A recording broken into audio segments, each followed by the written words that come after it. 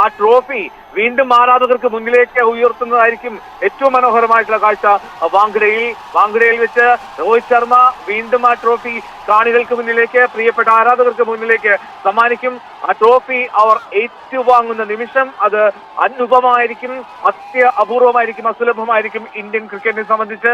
കാരണം നമുക്ക് അത്രമാത്രം അനുഭവങ്ങൾ ഇല്ല, അത്രമാത്രം മുൻപരിചയങ്ങളില്ല. ഈ ട്രോഫി നമ്മൾ 4 തവണ മാത്രമേ ഏറ്റുവാങ്ങിയിട്ടുള്ളൂ. ഇത് 4ാം വട്ടമാണ്. ഈ 4ാം വട്ടം ട്രോഫി ഇന്ത്യയിലേക്ക് എത്തുമ്പോൾ അതിനെ പൂർണ്ണമായും ആഘോഷിക്കുന്നു. മുംബൈയിലുള്ളവർ മാത്രമല്ല ആ സ്റ്റേഡിയത്തിലേക്ക്, ആ മറൈൻ ഡ്രൈവിലേക്ക് എത്തിച്ചേർന്നിട്ടുള്ളത്. അതിനും എത്രയോ പുറത്തുള്ളവർ ആ ഇന്ത്യൻ ടീമിന്റെ വരവറിഞ്ഞത് മുതൽ തന്നെ മുംബൈയിലേക്ക് എത്തിച്ചേർന്നിരുന്നു.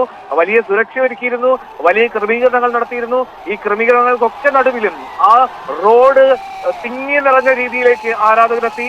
അതിനുമപ്പുറം റോഡിന്റെ ഏറ്റവും ഒടുവിലത്തെ പോയിന്റ് ആയിട്ടുള്ള വാങ്കഡെ സ്റ്റേഡിയം തിങ്ങി നിറഞ്ഞ സാഹചര്യമായി.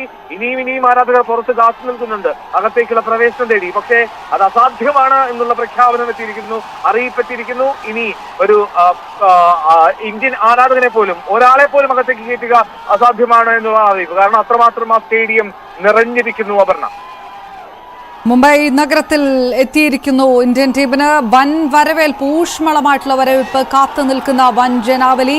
മഴയെ അവഗണിച്ചും മറൈൻ ഡ്രൈവ് മുതൽ നിൽക്കുന്ന ജനലക്ഷങ്ങൾ. അല്പസമയത്തിനകം ടീം ഇന്ത്യയുടെ റോഡ് ഷോ തുടങ്ങും. അതിലേക്ക് വരാം ഒരു ചെറിയ ഇടവേളയ്ക്ക് ശേഷം.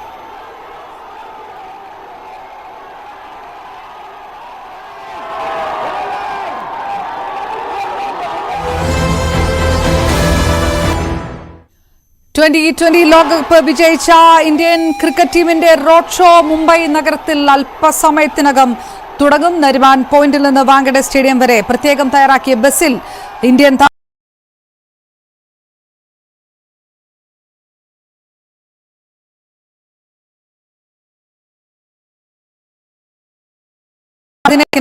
ആരാധകർ മുംബൈ വാങ്കഡെ സ്റ്റേഡിയത്തിൽ എത്തിയിരിക്കുന്നു. വീണ്ടും എൽദോയിലേക്ക്. എൽദോ, ഏത് തരത്തിലുള്ള ആവേശമാണ് എന്ന് ചോദിക്കുന്നത് അർത്ഥമില്ലാത്ത കാര്യമാണ്. കാരണം ഇവരെത്തുന്നത് ഇപ്പോൾ 6:30 അപ്പോഴും മണിക്കൂറുകൾക്ക് മുൻപ് തന്നെ സ്റ്റേഡിയത്തിലേക്ക് ജനങ്ങൾ ഒഴുകുകയായിരുന്നു.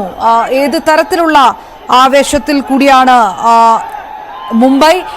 എത്ര മണിയോടുകൂടി നമുക്ക് ഏകദേശം കരുതാൻ കഴിയും വിക്ടറി പരേഡ് തുടങ്ങുമെന്ന്?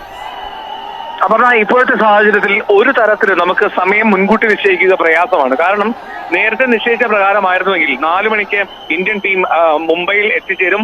5 മണിക്ക് നരിമാൻ പോയിന്റിൽ നിന്ന് ഈ ഓപ്പൺ ബസ്സിലുള്ള റോഡ് ഷോ ആരംഭിക്കുമെന്നുള്ളതായിരുന്നു, വിജയ് യാത്ര ആരംഭിക്കുമെന്നുള്ളതായിരുന്നു. പക്ഷേ ആ കണക്കുകൂട്ടലൊക്കെ തെറ്റിച്ചുകൊണ്ടാണ് ആദ്യം തന്നെ വിമാനം വൈകുന്ന സാഹചര്യമുണ്ടായി. വിമാനം വൈകി, വിമാനം എത്തി. അതിനുശേഷം ഏതാണ്ട് 5 മണിയോടുകൂടിയാണ് വിമാനം മുംബൈ വിമാനത്താവളത്തിൽ എത്തിച്ചേരുന്നത്. അതിനുശേഷം അവിടെ വാട്ടർ സല്യൂട്ട് ഉണ്ടായിരുന്നു ഇന്ത്യൻ ടീം എത്തിയ വിമാനത്തിന്.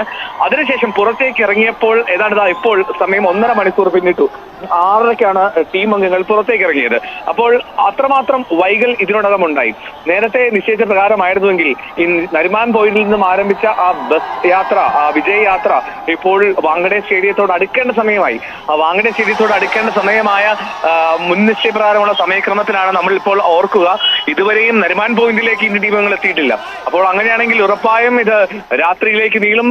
അത് ഒരുപക്ഷെ 7 മുതൽ 7:30 വരെയായിരുന്നു BCCIയുടെ സമയക്രമം, ആദരിക്കൽ ക്രമമെങ്കിലും ഇപ്പോൾ നമ്മൾ പരിശോധിക്കുകയാണെങ്കിൽ അത് ഉറപ്പായും 7-നും 7:30-ക്കിടയിൽ നടക്കില്ല. അതിനും അപ്പുറത്തേക്ക് അത് 8 മണിയോ 9 മണിയോ വരെ നീണ്ടാൽ പോലും അത്ഭുതപ്പെടേണ്ടതില്ല എന്നുള്ളതാണ് സാഹചര്യം. എന്താണെങ്കിലും ഇന്ത്യൻ ടീം അംഗങ്ങൾ അവർ ആവേശത്തോടുകൂടി ക്രിക്കറ്റ് ആരവത്തിലേക്ക് അമരാൻ പോവുകയാണ്. അത്രമാത്രം ആരാധകർ അവിടെ നിൽക്കുകയും ചെയ്യുന്നു. അവരെ നിരാശപ്പെടുത്തുക അസാധ്യമാണല്ലോ. യാത്രയുടെ ക്ഷീണമൊക്കെ ഉണ്ടാകാം.